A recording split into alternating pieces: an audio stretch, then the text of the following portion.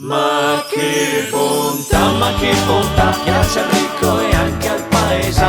Polenta, schiedo pure il baccalato, che forma e sa la nostra.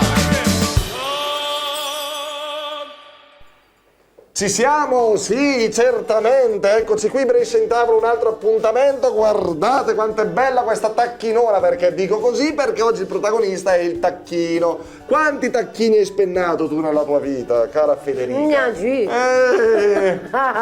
informeremo. Allora c'è l'arrosto di tacchino, partiamo come sempre con gli ingredienti. Ovviamente delle cosce di tacchino, dell'olio di semi, del burro, del sale, del pepe e della polvere di dado. Di dado per insaporire. Questi sono gli ingredienti. Bravissimo. Ma ti ho già fatto i complimenti per la camicetta? Appunto. Che che è sintetica, sarà tutta sintetica. Ma che sintetica! Prima di essere i sele era un caler.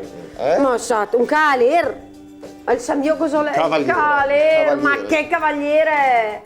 Ma che bontà! Ah, una pausa al bar in compagnia del signor Alberto. E signora? Franca. Signori Alberto e Franca, voi siete bresciani? No, di Bergamo. Bergamo città. Bergamo città, io, lei e Bergamo verso Lecco. Ah, ecco, vabbè, però insomma. Bergamasca doc, come... Poi il dialetto, bene o male, un po' si somiglia al caler. Che caspita è sto caler? È il bacco da seta. Bacco da seta, ma è difficilissimo. E perché caler? Non è difficilissimo perché i miei nonni materni erano contadini e quindi l'unica loro risorsa economica erano i caler, che lasciavano la loro casa abitazione e mettevano tutte delle confoglie che era il gelso, detto muru. Il gelso, il muru, è vero. Comunque caler è il bacco da seta. Una risorsa economica importante per l'epoca. Quindi li conosco benissimo. Grazie, buon caffè.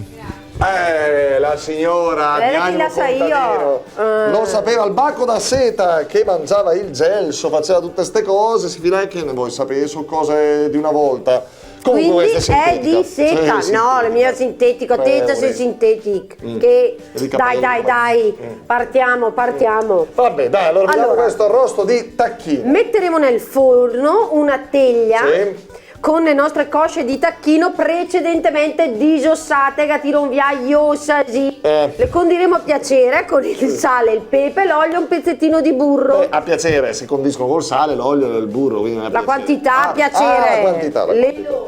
Ma a piacere aggiungeremo comunque degli aromi che possono essere salvia, rosmarino. Poi aggiungeremo un bel bicchiere di acqua e inseriremo la teglia nel forno a 180 gradi, ma raccomando preriscaldato. Quindi quando entra la teglia già deve essere pronto a 180 gradi. Ah, ma bravissimo, bravo Fisco. Che studio. Cuoceremo tutto per circa un paio d'ore e terremo le cosce però di tacchino girate ogni mesuretta, circa ogni mesuretta di giromi, se le si attacca mia. Certo, anche belle dorate, belle cose. Bravo! E poi una volta pronte potremo servirle con delle patate al forno o della polenta. Classico, grandissimo, classico bresciano. Che ci metteresti? Le patate? La polenta, tutta la vita polenta. Tutta la vita. E tutta sta polenta che te mangi così, poi sei in forma perché tu fai attività fisica e a proposito di cosci anche tu sei in movimento. Basta. Ti dai da fare un pochetto?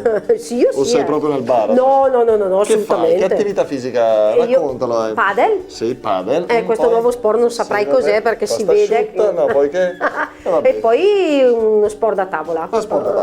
Ecco questa. Va bene amiche e amici, grazie per essere stati in nostra compagnia, vi salutiamo alla prossima, ciao.